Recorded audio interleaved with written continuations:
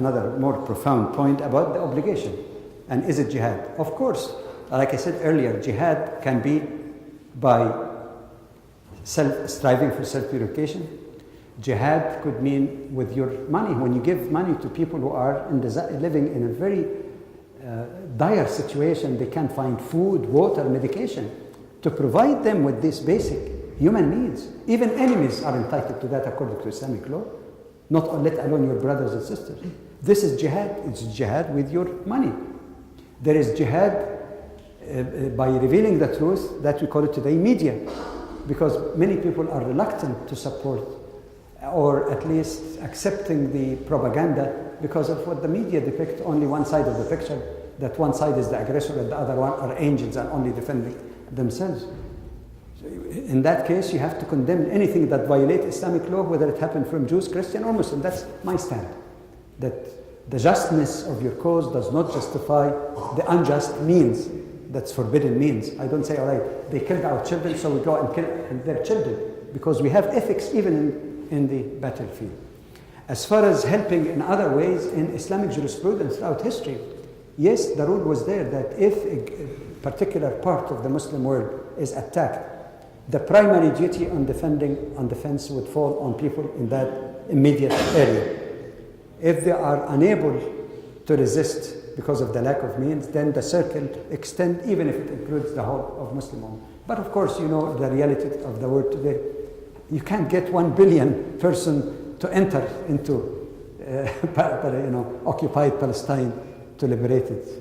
So they support morally, support by dua, support by money for the relief, legitimate, legal, according to whatever country you're living in, legal to means or organization that's looking after the needs of orphans and widows and people in poverty. This is quite legitimate.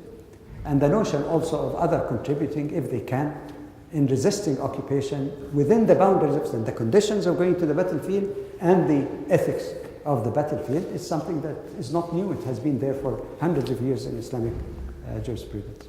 Thank you very much. We've only got a few more minutes to go, so I'd like to take few very quick questions again.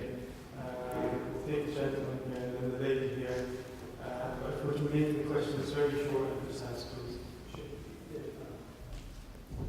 Okay, thanks. It seems throughout your talk earlier today and now that there's so much in common between the three monotheistic religions, but it's all three of these seem antagonistic to secularism. How does Islam come to terms with the secular society? Okay. Can you take the second question, please? I actually wanted to, this lady here, I was quite interested, quite shocked actually by what you said.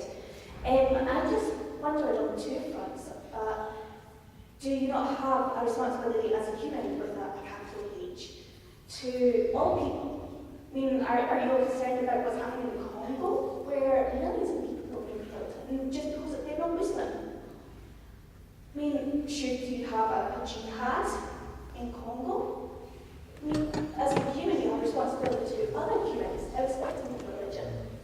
And the second thing I want to say is that we all know that what's going on in Iraq, Afghanistan, these places, it's to do with oil. I mean, what have you done to enact protest? Do you want to speak to your MP? Do you stop using fuels? Do you use gas? Do you use petrol? Use a car, get a bus, a flying plane? I mean, you have to use a plane or some kind of transport to go and enact a jihad over in Afghanistan. And do you grow your own food so that you don't use fossil fuels to transport your food around?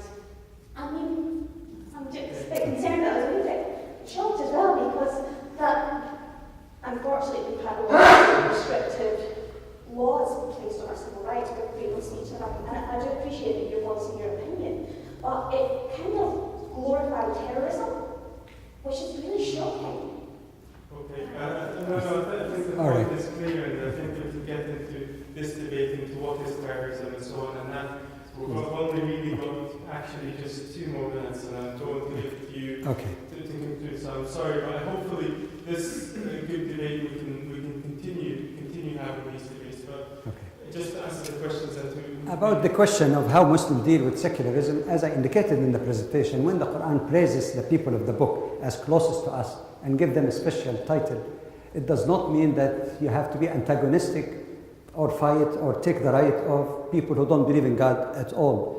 Remember when I quoted the verse in chapter 60, verse 8, it says, anyone who does not fight you because of your religions, which means even secular people who do not infringe on Muslims' rights, they are to be treated also in the same kindness and the same, justice as others, because it's God who decides between his servants. It's a matter of relative closeness, but not exclusion of others like Hindus or Buddhists or others. They are entitled, and you can have good, and you should have, as a Muslim actually, good relationship, cordial relationship with them. No problem with this.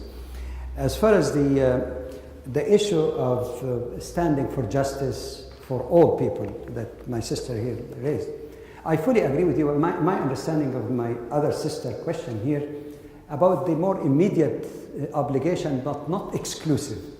Because there are many injustices in the world, and you're right, you talk about Congo, about Rwanda and Burundi and all of this. There are even more massive injustices that are taking place in the world. And I didn't understand her question actually is to exclude other people who are also oppressed. In fact, I do personally believe that one of the underlying ideas in the mind of early Muslims, short of the time of the Prophet that followed the strict model, who went beyond that to go to countries even that did not commit aggression against them, could have been possibly to liberate those people, because as you know, in the Middle East, most of the countries were dominated by one of two tyrannical empires, the Sassanid in the east and the Byzantine, and their history is well known. So maybe some of them, in their own interpretation, not that the Quran demanded, they said these people also need to be liberated, need also to be. And in fact, historians say that what they call it, the conquest, which is not the correct term, actually resulted in a great deal of prosperity and peace that was achieved. If you read even John Esposito, Islam the Straight Path, he said that one of the reasons why Islam spread, that people who lived under all these oppressive regimes finally found their freedom, including religious freedom, to the point that Christian Egyptians were helping Muslim army because they were oppressed by the Byzantine Christian. The Egyptians, had the Eastern Orthodox kind of beliefs. So there is no problem with that. And then there is the basic thing that would be fitting for ending this question, answer, or presentation also, is that in chapter 21, verse 107, this is a crucial one, chapter 21, Al-Anbiya, chapter 107, it sums up the mission of Prophet Muhammad, peace be upon him. And it uses terms that shows that care and worry about social justice or suffering of any human being is part of his message. Because it says, we have not sent you, Allah is telling him, God, we have not sent you, O Muhammad, save as mercy to the worlds in plural. It didn't say to Muslims, believers, secular, to the worlds. And actually the use of the term worlds mean the world of humans, irrespective of their background, the world of animals, the world of vegetation, the world of ecology, as I